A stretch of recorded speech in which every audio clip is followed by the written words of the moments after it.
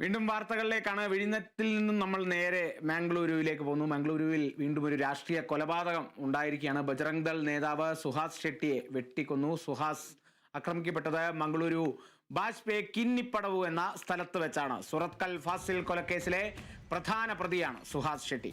ആശുപത്രിയിലും പരിസരത്തും സംഘർഷാവസ്ഥയാണ്. മംഗളൂരു നഗരത്തിൽ സുരക്ഷ ശക്തമാക്കിയിട്ടുമുണ്ട്. 2022 നടന്ന ഏറെ വിവാദമായൊരു കൊലപാതകം കൂടിയാണ് സുറത്കൽ ഫാസിൽ കൊലക്കേസ്. അതിന് പിന്നാലെ സുഹാസ് ഷെട്ടിയെ അറസ്റ്റ് ചെയ്യുന്ന സാഹചര്യങ്ങളൊക്കെ ഉണ്ടായിരുന്നു. എന്നാൽ ഇപ്പോൾ സുഹാസ് ഷെട്ടി, സുറത്കൽ ഫാസിൽ കൊലക്കേസിലെ പ്രധാന പ്രതി സുഹാസ് ഷെട്ടിയെ കൊലപ്പെടുത്തിയിരിക്കുന്നു. ബജ്രംഗ് ദൾ നേതാവാണ്.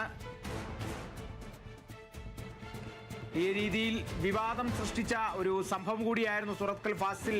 ഒരു പമ്പ് ജീവനക്കാരനെ കൊലപ്പെടുത്തുന്ന ഒരു സാഹചര്യമാണ് അന്ന് 2020 ഉണ്ടായിരുന്നത്. അതിനുശേഷം ബജ്രംഗ് ദൾ നേതാവായ സുഹാസ് ഷെട്ടി അടക്കമുള്ള നിരവധി പ്രതികളെ പിന്നീട് കസ്റ്റഡിയിൽ എടുക്കുകയും തുടർന്നുള്ള നടപടികൾ സ്വീകരിക്കുകയും ഒക്കെ ചെയ്തിരുന്നു. അതിനുശേഷം ഇയാൾ പുറത്തു വരുന്ന സാഹചര്യമൊക്കെ ഉണ്ടായി. ആ ഒരു സാഹചര്യത്തിലാണ് ഇപ്പോൾ ബജ്രംഗ് ദൾ നേതാവ് സുഹാസ് ഷെട്ടിയെ കൊലപ്പെടുത്തുന്ന സാഹചര്യത്തിലേക്ക് കടന്നിരിക്കുന്നത്. മംഗളൂരു ബാജ്പേയി കിന്നിപ്പടവു എന്ന സ്ഥലത്ത് വെച്ചാണ് സുഹാസ് ആക്രമിക്കപ്പെട്ടത് എന്നുള്ള വിവരങ്ങൾ കൂടി ലഭിക്കുന്നുണ്ട്. പരിസരത്തെങ്ങും സംഘർഷാവസ്ഥ കൂടിയാണ്. മംഗളൂരു നഗരത്തിൽ സുരക്ഷ ശക്തമാക്കേണ്ട സാഹചര്യത്തിലേക്ക് കടന്നിരിക്കുന്നു. സുരക്ഷ ശക്തമാക്കിയിരിക്കുന്നു അധികൃതർ എന്നുള്ളതും കൂടിയാണ് മനസ്സിലാക്കുന്നത്. എന്നാൽ ഇതിന് പിന്നിലെ രാഷ്ട്രീയ ലക്ഷ്യം എന്താണ് എന്നുള്ളതിനെ കുറിച്ചുള്ള അന്വേഷണങ്ങളിലേക്കും കടന്നിരിക്കുന്നു അധികൃതർ എന്നുള്ളതാണ് മനസ്സിലാക്കാൻ സാധിക്കുന്നത്.